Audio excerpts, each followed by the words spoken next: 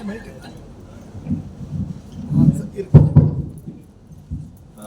பேராசிரியர் ராஜவேல் அவர்களே. அடுத்ததாக பேராசிரியர் பிச்சப்பன் அவர்கள் தமிழ்நாடு திராவிட நாகரிகத்தின் பிறப்பிடம் என்ற தலைப்பில் பேச வருகிறார். அவர் மானுடவியல் வல்லுநர். அவருடைய கருத்து தான் இன்று அவசியம். ஏனென்றால் தமிழகம் எவ்வாறு தோன்றியது, தமிழகத்தில் மக்கள் எவ்வாறு தோன்றினார் என்பதற்கான ஆணித்தரமான ஆதாரத்தை எடுத்துக் கூறுகிறார். அவருடைய கருத்தை கேட்பதற்கு மிகவும் மகிழ்ச்சியாக.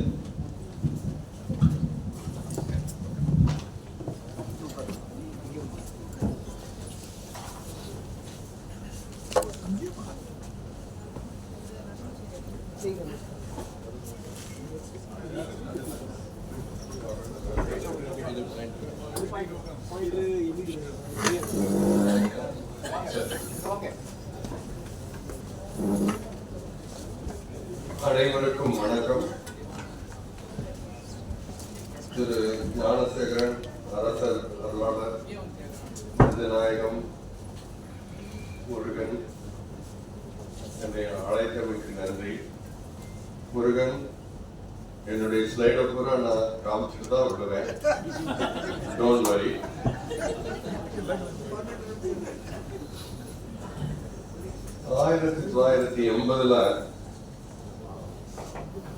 Professor B.I. சுப்பிரமணியம் கூட என்னுடைய டேட்டாவை கொண்டுட்டு போனேன்.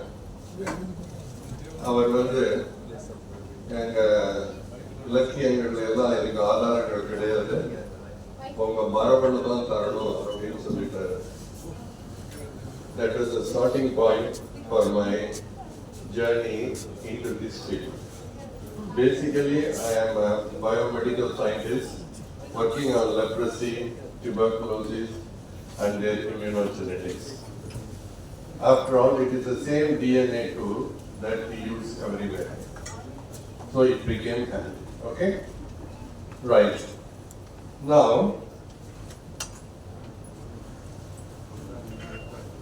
the Tamil Nadu is the birthplace of Dravidian.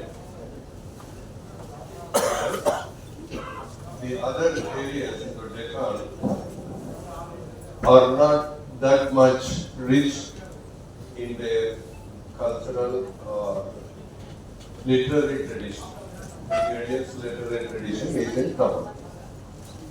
So, the Dravidian you can divide into 3 parts: gene pool, culture, and language. Which one is the first one? Which one is the second one?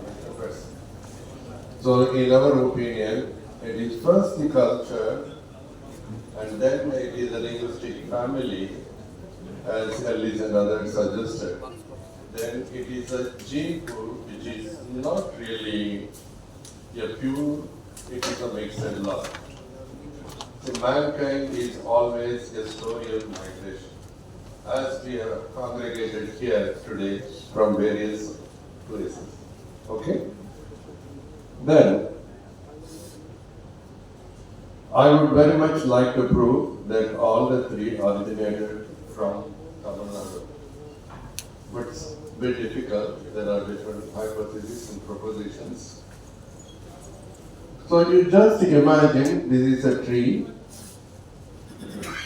human tree. Our ancestors have been there in Africa. 200,000 years ago, they evolved, Homo sapiens. They are represented in the base of the tree, that is the trunk, A, B, C. These are the markers, DNA markers. Okay? Like A to Z, that is how they are given. Then it branches, like our grandparents, parents, brothers, sisters, and so on, you can imagine. Then, finally, in the canopy, we are all there sitting now in the canopy. Each one is a leaf, just imagine like that. And each branch has its unique characteristics by virtue of descendants. That is what Ramakrishna also mentioned about. The R1 is from the Central Asian gene pool, equated to Indo-European speakers.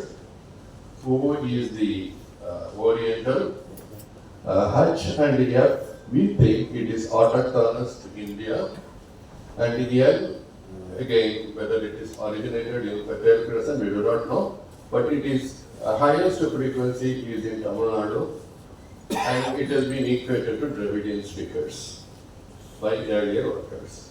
And J is the Neolithic Middle East, who discovered the agriculture from Turkey and so on, and who came over to other places. This is just a map of that. That's a tree.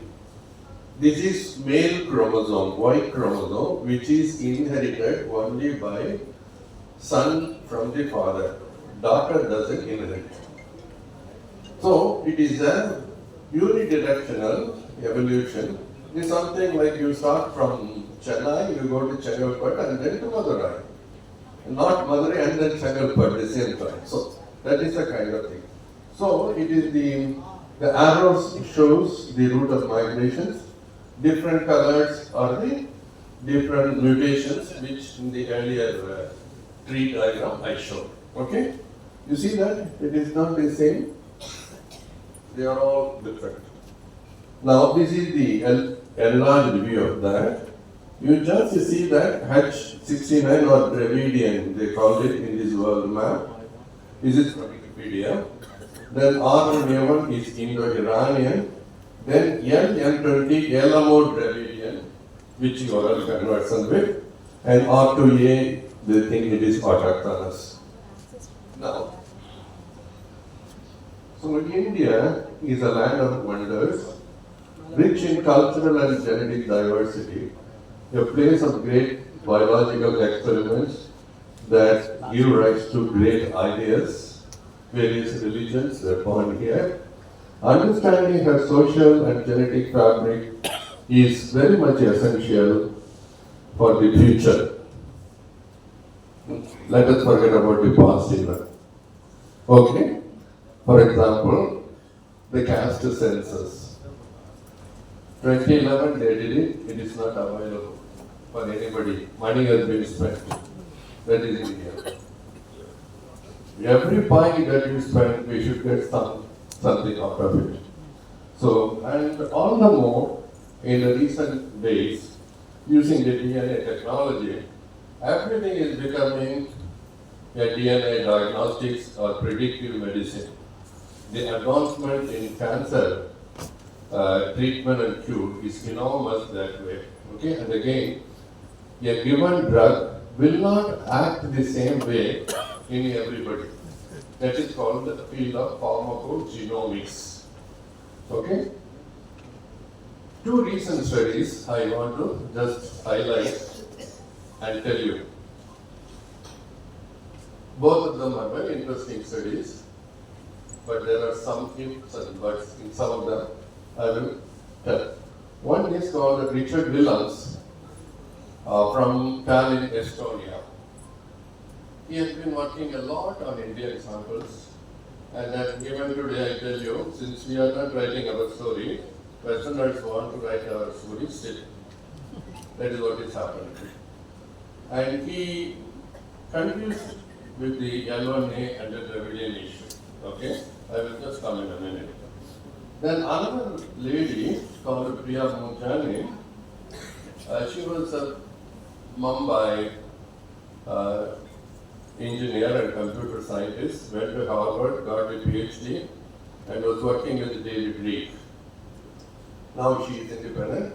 She is in University of Berkeley, University of California, Berkeley. She has confirmed in the recent paper that the gene pool, there is a separate gene pool in India, especially South India, which is 50,000 years old.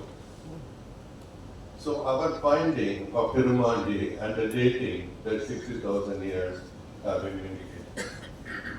Okay? Science should stand the test of time. Okay.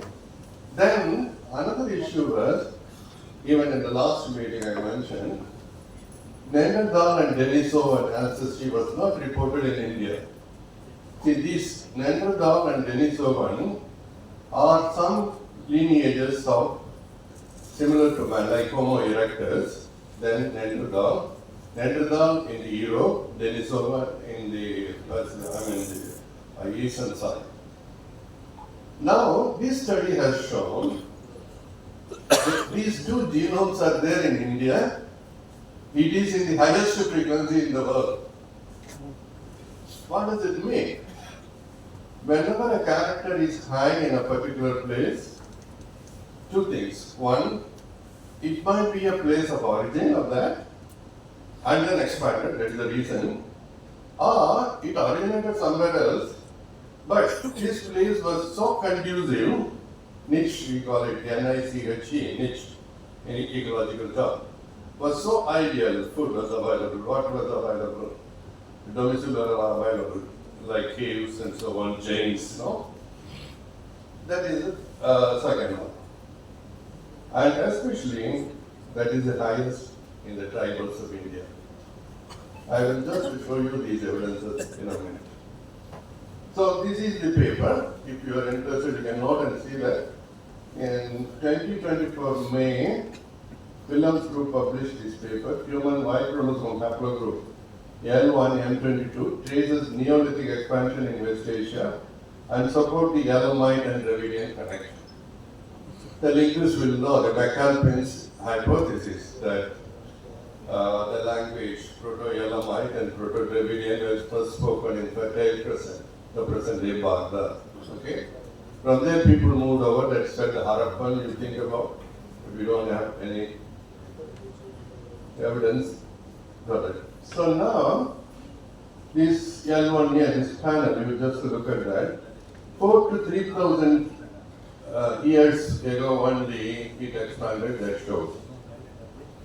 The issue here for me is, it is too recent a time, and we have got in our study the dating of 15,000 years. And when I looked at further, we found that only very few samples have been studied from India. Samples were not available, only whatever is available in the international arena, they collected and then did it. So, for example, they studied a total of only 165 samples with L1A, whereas in our study, about 800 L1A samples we studied. So, our study showed the expansion of L1A was from Cape to India's highest frequency and diversity was in Cape. Then the age estimate, as we calculate, was 15,000 years. NRYF, we call it, that is RCF. That is the commonest in the Western world. And it is the most commonest in the Sangam mentioned tribes called Padiyar, Pulayar, Kalar, Irula. Okay?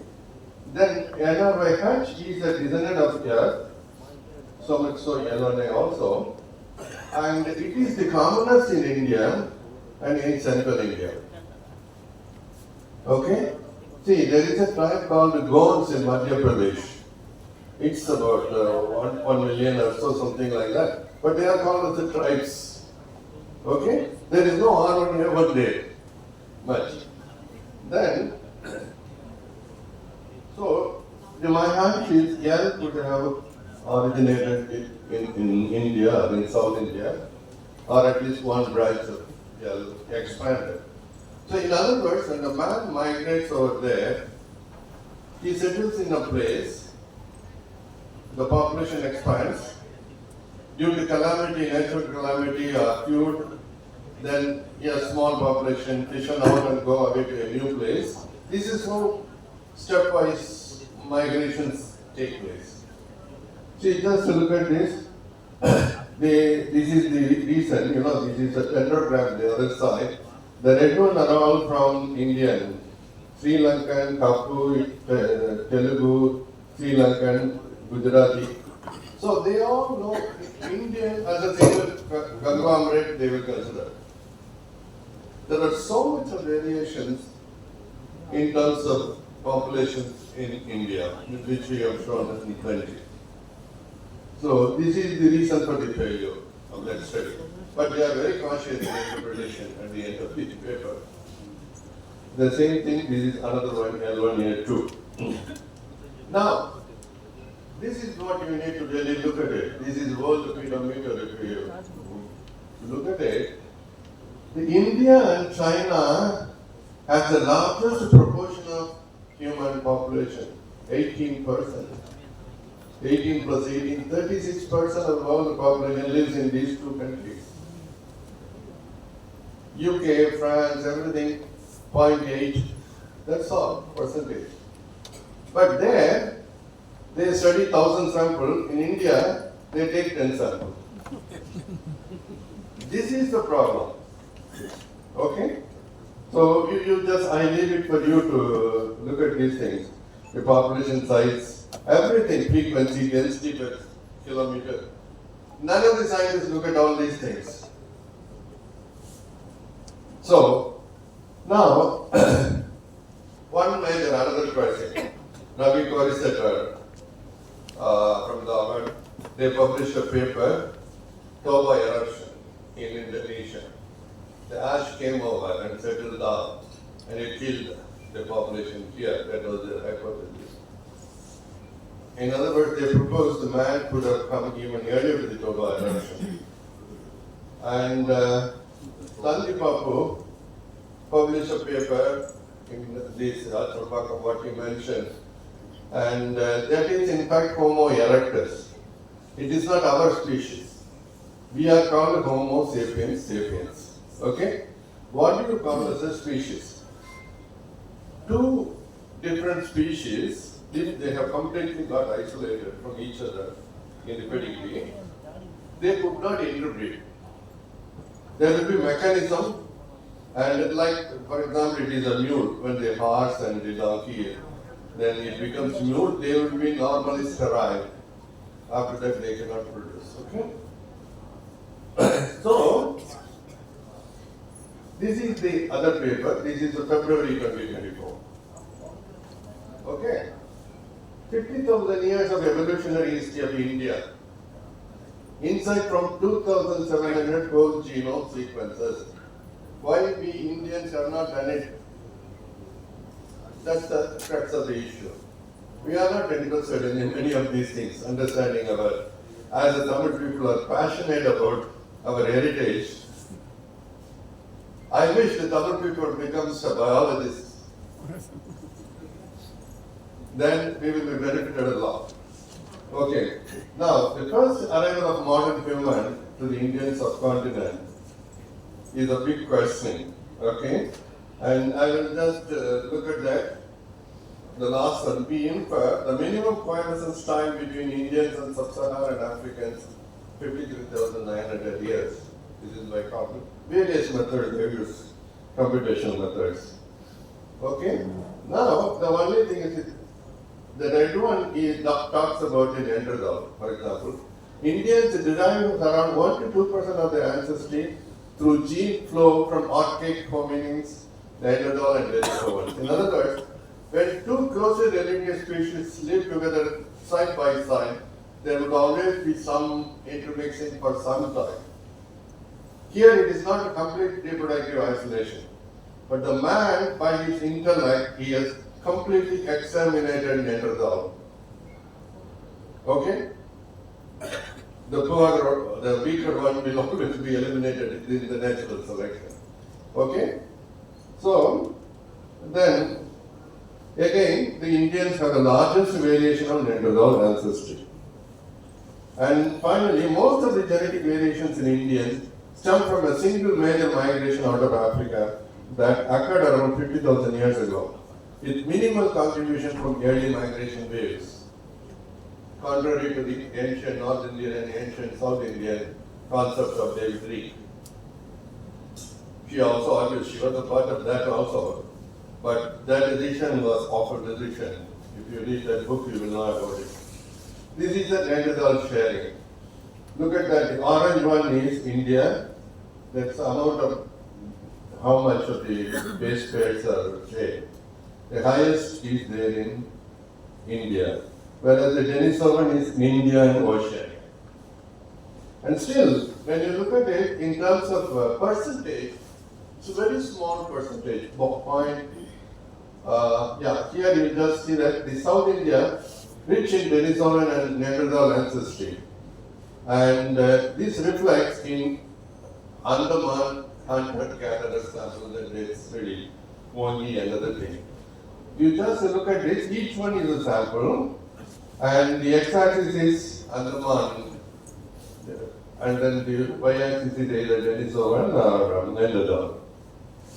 Green one is the southern Indian samples. Green ones are all southern Indian samples. See, that is the highest in both. Unfortunately, we don't know exactly what population is that. But they don't have it in their database because these are called human genome studies are the best they carried out. And they don't get any other information. Some Gujaratis living in London are 6, that's all. This sample they could have. Okay? So this is actually, then they have also shown some ancestry of Steppe and Tajikistan also. This is in terms of migration. So the Sarsam is a 4 million millennium old proto-urban site of the northwestern Tajikistan. You see that it is a protected one. And it is about 260 kilometers from our India. And the migration from Central Asia, Iran have been proposed. So the Dravidian has less Steppe and high AHG ancestry. Now, they have compared Dravidian and Indo-European language speakers.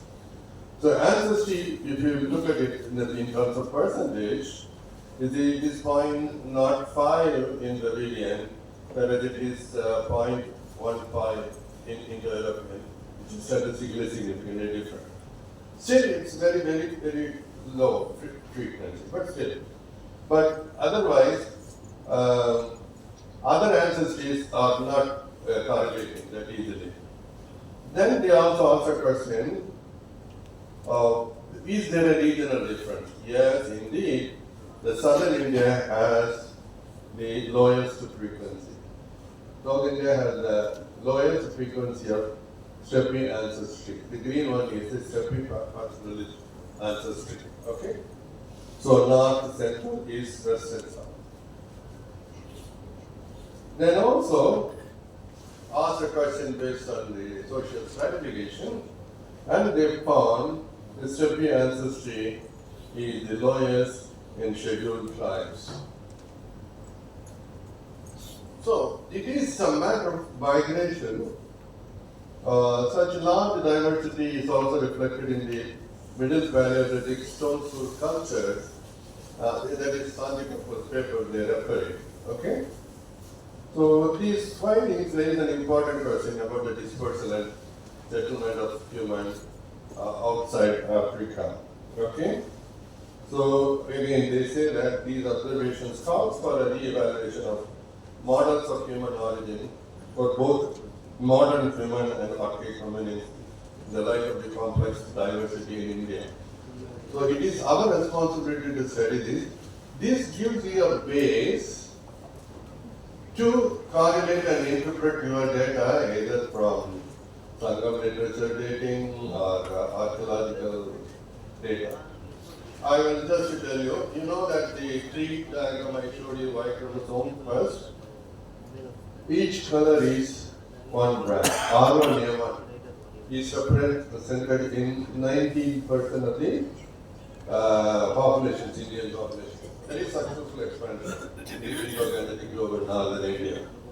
And then the southern Dravidian speakers L1, there is a pink color. Austro-Asiatic speakers violet. Tibeto-Burmese speakers blue. Then H1 again, what I mentioned as autochthonous, it is Central Indian probably. But and then also the F is the Indian group. So why not?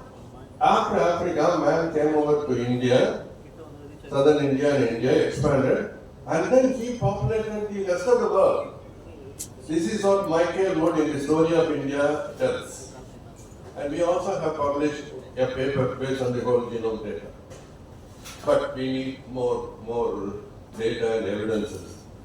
But there are a few groups working. See, just look at this. This is again the principal component analysis of about 250 populations that we studied. The exact name of the populations we give even.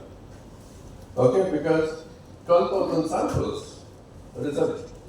So you just look at the lower circle, you use the Kadar, Pulayar, Padiyar, Paniya, Kurumba, Beta Kurumba, Irula. This is the F. You know, if you look at it in the middle, there is an arrow, so it accounts for, this difference variation accounts for 27%. And then this dimension, second dimension is 20%. Okay? So you just see L1A, there, that Dravidian, what I mentioned, that is really drawn by the orange color. Okay, those populations you can see. Whereas this one, H1A1.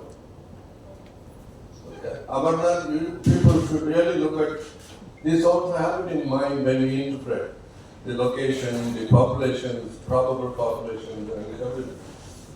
So this is a genotype study which we already published. Look at it, these are all the Indian populations. They have clustering so perfectly. The Dravidians separately, based on the language, they get it. It has been now proven time and again. So, the cases of Dravidian evolution, last time itself I just defined. Now again, think about it. The ancestral Indian, the arrival of Virumandi's ancestors throughout of Africa migration occurred about 60,000 years ago and characterized by C and then also by F. Then there should have been a pre-Dravidian substratum, that is maybe Central Dravidian and also South Dravidian. The dating, as per our data, the H1 was 45,000 years ago, the L1 was 38,000 years ago. Then the Dravidian per se might be the only with the advent of the Neolithic people, if you just believe that, because the fertile crescent and proto-Elamite hypothesis. And Vishnupriya, in 2013 paper, they suggested the Proto-Dravidian language was spoken by 13,000 years ago itself, and it is the most ancient of all the languages. Somebody this morning also mentioned. All the other languages are much younger. So then in our 2012 paper, we had shown we can divide the population into 7 different types. And this was more based on the Thinai type, that is the mode of subsistence. What they eat and what they live on matters in their gene pool. Okay? Those who live near the sea coast is called a fisherman. Those who live in the forest is called a tribe. So it is the same kind of cultural habit or food habit that is decided. And this societal stratification had occurred 7,000 years ago itself. Okay, somebody this morning suggested we should prepone the period, Sangam period to 6,000 or 7,000 period, yes. Okay, then Kodumanal, these all only yields much lesser age. I would feel they are all much more recent ones. Okay.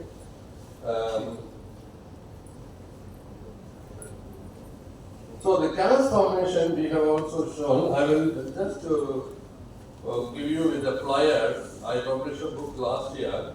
I will just I will get you more. I have this book. This is actually on the caste formation, how a caste was formed. I used my community as a model, and this should be the same for most of the castes in India. So the huge expansion, this is the overall the map. In the India, I am just showing F, L and H. Then the north is R.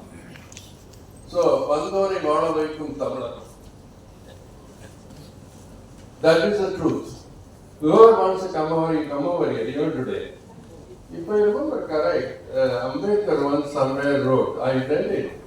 I want some reference, exact reference for that. South is more civilized, North are barbarians. I read somewhere, but I want to know the veracity of it. Where he really, because nowadays, you know, anything can come in. Okay. That is actually the South is a pinnacle of the human evolution, I would say. So, thank you very much. Very good. Very nice.